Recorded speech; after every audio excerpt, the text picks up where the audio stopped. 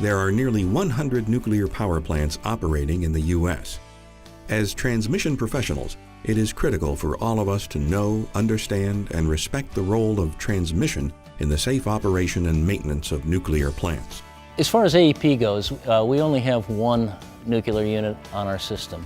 However, to make the extension that that should be our only concern is an incorrect conclusion. We have several nuclear plants around our system, connected to our system, not far away from our system. And when an accident happens or when an emergency happens on a nuclear plant, we somehow will be involved. If for no other reason, we are one system away from a nuclear plant, and we would be expected and we would perform to make sure that our system is intact and that we would be able to ensure that the first responders to that emergency would know that the transmission system behind them is reliable and has integrity. It is incumbent upon all transmission personnel to help ensure the reliability and safety of the transmission system if something should go wrong. The Cook nuclear plant is the only nuclear plant in the AEP generation fleet. So let's take a look at that plant in particular, remembering that transmission plays a role everywhere. The worst that can happen at Cook would be that we get challenged by having a loss of offsite power. The way transmission helps us in that regard is maintaining the switchyard to a high standard, maintaining the equipment in a ready condition, doing the right preventive maintenance on it, taking care of the switchyard and making sure it's reliable. The need to work together is so important that there is even a formal agreement between transmission and nuclear operations that is required reading for all transmission employees who work with Cook. The interdepartment agreement between Cook and transmission is in fact a roadmap on who has responsibility for what pieces of equipment, what actions will be taken by each department should there be an issue, or for that matter just the routine maintenance and operation of the facilities at Cook. To understand our role in making nuclear generation safer, one must first have a basic familiarity with how it works. The biggest difference between fossil and gas generation and nuclear is the fuel used to heat the water that spins the turbines. With fossil and gas, fuel is burned to heat the water and produce steam. The heat for a nuclear plant is generated by nuclear fission. If done properly and with enough material, the reaction will become self-sustaining, and a generation unit will run about 18 months at 100% power before needing to be refueled. When a nuclear reactor is shut down and nuclear fission stops occurring, there is still a major source of heat production due to decay heat, the heat released as a result of radioactive decay. It is transmission's job to provide power to cool the reactor. My expectation of transmission is when they come in that they change their mindset, that they realize that they're at a nuclear facility, they're not at a fossil facility, they're not at a different switchyard, that they understand what our standards are and why they're there, and that they need to operate that way, that they need to conduct business like they do, our employees do, that they understand the risks and they take appropriate measures to make sure that they minimize those risks. We've done some human performance training with them to reduce errors that they have out in the switchyard. We have continuous oversight in the switchyard while they're out there, and the relationship's gotten much, much better. And just from an understanding about where off-site power is and where our systems are, we have individuals at our site talking to individuals in their group every day. All test switches associated with 551 X-ray mic are in the test position. Ready for a trip. HP is important. We expect excellence in the switchyards here at Cook. The plant expects excellence with us. So we use the HP tools to make sure we're operating the right equipment. We make sure that we use phonetics. We make sure we use magnets for HP identification. Mic 1 is the breaker that we are trip testing, and those are the correct switches that are fine. Mic 1 trip. Concur. We always want to make sure that as we operate anything out there, that we're on the right equipment. Redundancy equals reliability, so you see redundancy in our equipment and our systems. We see redundancy in our application of HP tools and having two qualified people working together. We obviously don't want a reactor to melt down or any kind of emergency or anything like that to happen, so that's why it's important. At the moment of a reactor shutdown, decay heat will be about 6.5% of the previous core power, the equivalent of 200 megawatts of thermal energy.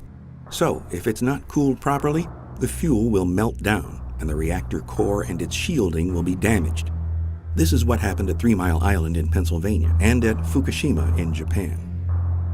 In the case of Fukushima, an earthquake and subsequent tsunami caused the shutdown. Loss of power caused decay heat to partially melt the fuel and damage the core. At 3 Mile Island, a combination of equipment failure and human error caused the same outcome, a partial meltdown of nuclear fuel due to decay heat. As a result of 3 Mile Island, INPO, the Institute of Nuclear Power Operations, was formed. The mission of INPO is to promote the highest levels of safety and reliability in the operation of commercial nuclear power. After 3 Mile Island, when INPO was founded, they were founded to make plants excellent. In fact, if you go to INPO in their front lobby, there is a marble stand where they have carved excellence out of the marble stand, and the last letter, the E, they didn't ever finish because they said excellence is a constant and you're never going to get there. So there's a constantly moving target. Since 3 Mile Island and the formation of INPO, transmission has played a critical role in the safe operation of the nuclear plant.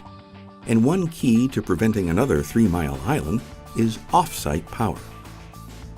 We make sure that our employees, our contractors, anybody that works in the switchyards are fully aware of the importance of off-site power. We want to make sure that we don't do anything to remove any of the sources of off-site power, and our goal is to maintain 100% of those sources to the plant 24/7, 365 days a year. Even with the most rigorous training and safety practices, problems can arise for various reasons. Human error, damaged, broken, or old equipment, unexpected breaker trips, and interruption of reserve feed are just a few. Although all of these problems can be experienced at fossil or gas generating plants, the safety and off-site power needs of a nuclear plant make the same events much more critical. When a problem like one of these occurs, it is often found through a SCADA alarm. When the alarm goes off, a dispatcher at the Transmission Operations Center is expected to notify Cook personnel, and the team is mobilized immediately.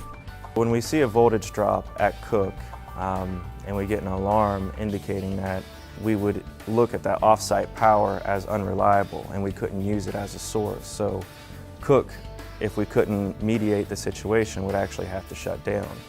So it's a very high importance for us to make sure that that off-site power is safe and reliable for them. We're going to take immediate action. So when an alarm happens, we assess the problem, and then based upon the severity of the problem, we can initiate a corrective action, and that can be immediate.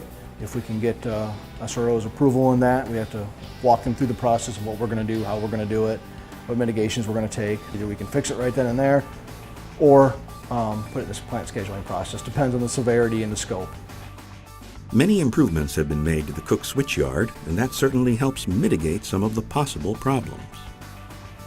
We've had I would say probably around a 13 to 15 year improvement program where transmission has fundamentally redesigned our switchyard, including major redesigns on output breakers, etc. And in our 345 kV lines, we just about have all new transformers, all new breakers.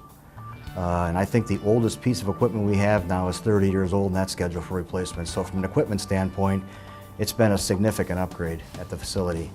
And truly, transmission has done all of that work. But the biggest threat at Cook comes from tornadoes. Although the plant is built to withstand even the worst weather, if a Category 5 tornado came through, it could do significant damage to the switchyard.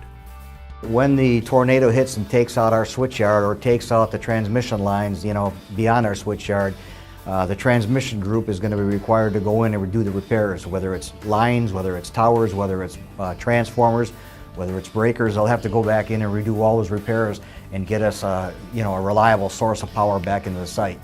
And they would first focus on the one that they can restore the most expeditiously. It is difficult to overestimate the importance of off-site power and the role transmission plays in the safe operation of a nuclear facility like Cook. The role of transmission is to be constantly vigilant and unwavering in our commitment. What I worry about the most is making sure that we have the right things in place, including the right people, have the right training programs in place, have the right standards, enforce those standards, have high accountability, and have high equipment reliability. That's really the fundamental things to run a nuclear plant well.